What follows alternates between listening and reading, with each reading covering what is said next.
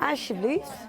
Hier zijn alvast wat broodjes. In het Glimlach voor een dagcafé, de Nije Warf, kon meesken waans de jong genietje van een fjouwergongen diner. Ging je van de maandag dat je van de jongen zitten doen? Nee, helemaal niet.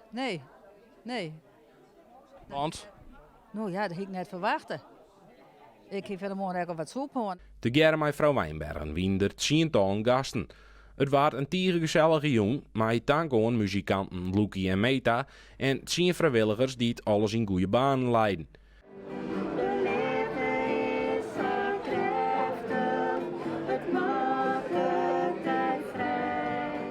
Na de minima verwendagen in 2018 was het noodtijd voor een jong voor Elsenien. Dus ja, ik denk toch het iets oren meesken naar de Sintermeisje dat mezelf wil volgen. En de meesken had nodig. Deze meesken verdienen het. En dat kind nogmaals op toers trainen wezen.